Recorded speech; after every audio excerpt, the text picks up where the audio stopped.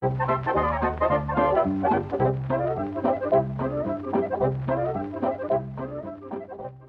everybody and welcome back to my cooking channel. So today we're going to be making a really easy weeknight meal. We're just making some pizza with some leftovers, some vegetables that we have, and we're actually going to take a shortcut today. So we are going to use, instead of using tomato sauce, we're going to use some harissa paste. It's a Moroccan sauce or paste, and I actually bought it.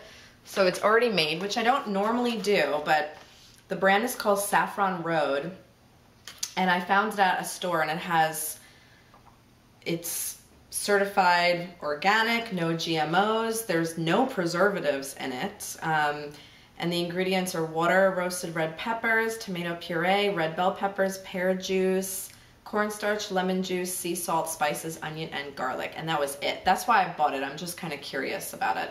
I'm using this instead of tomato sauce today, so it's not really going to be an Italian pizza. And I'm going to show you one trick to getting a nice crispy crust on the bottom when you're making at-home pizza. So I hope you keep watching and enjoy the video. Okay, so the first thing you're going to do is you're going to get a nice big cast iron skillet, and you're going to heat it and get it really nice and hot, almost so it's smoking. Next thing you're going to do is, I just bought already prepared pizza crust, and I'm cutting it in half, and I'm just going to use a tiny bit of flour, and I'm just going to press it out into a circle shape. So I'm essentially making 2 pizzas, okay? And the reason why I'm doing this is simply because my cast iron skillet is not big enough to make one, and I really want to use my cast iron skillet, and you'll see why. Okay, so you're going to just get this nice and stretched out. You can use a rolling pin if you have one. I do not have one.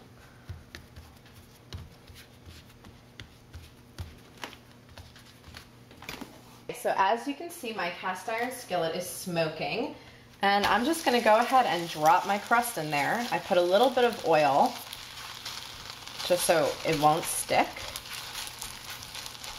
And all we want to do is we want to get this a little bit crispy on one side, and then we're going to flip it and get it crispy on the other side as well. And I found that this works best for making pizza at home, simply because it just makes it just ensures that your crust gets nice and crispy. Because I've found in the past, if you just put it in the oven, your crust doesn't get crispy and it's just not as good. So once I flip it, I'm going to transfer it to a baking sheet, and I will show you the next step. Okay, so got both pizzas out. Okay, it looks great on both sides. I also preheated the oven to 500. Get it as hot as you possibly can. That's another secret to making good pizza at home, is to get your oven as hot as it possibly can be. Okay, so this is going to be really quick. We're just going to go ahead and put the harissa down. And of course you can make your own, because it seems like it's relatively easy. But like I said, I want this to be like a really quick, easy meal. And this is pretty much as shortcut as I possibly get. Like, I usually cook from scratch, but every once in a while I don't feel like it. Okay, next, some vegetables. Today I'm doing bell peppers, mushrooms, and eggplant, and I just sauteed them first. Okay, so this is going to be vegetarian for me tonight. Okay, some eggplant.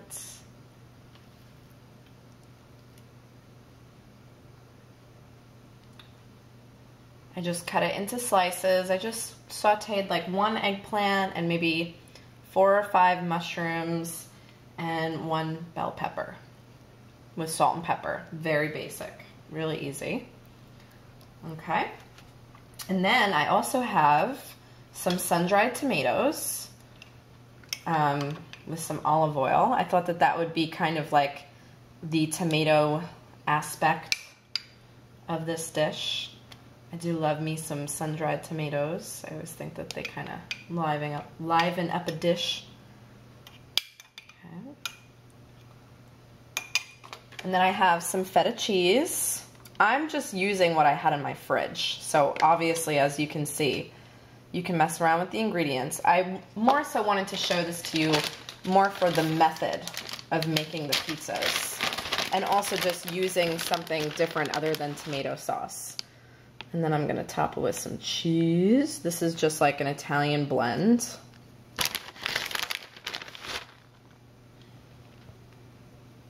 I'm gonna make the other one. I'm gonna put them in the oven at 500 and they're only gonna bake for about 15 minutes or until everything is bubbly and crisp. So I will see you back. Okay, just came from the oven. Took about 15 minutes, just as I thought, nice and brown and bubbly. I'm just gonna let it settle for a few minutes, maybe like 5 minutes before I cut into it and take a bite for you. Hey everybody, it's time for me to take a bite for you guys. I'm using a fork and knife, okay? Don't judge me. This is not a New York style pizza, so you see the bottom is nice and crispy. And you know, I mean, the dough is, it's okay. I got it from Trader Joe's. It's not terrible, but if you have a good pizza place near you, you should buy their dough or just make your own.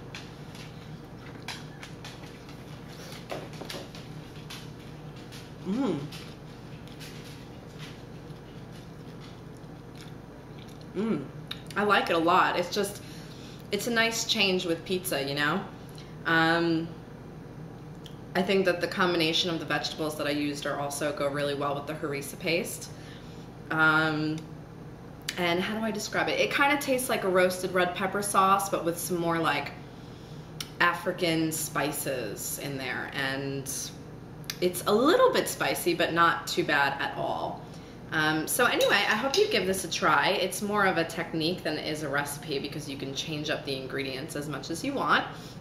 But if you give it a try, let me know. And until next time, bye-bye guys.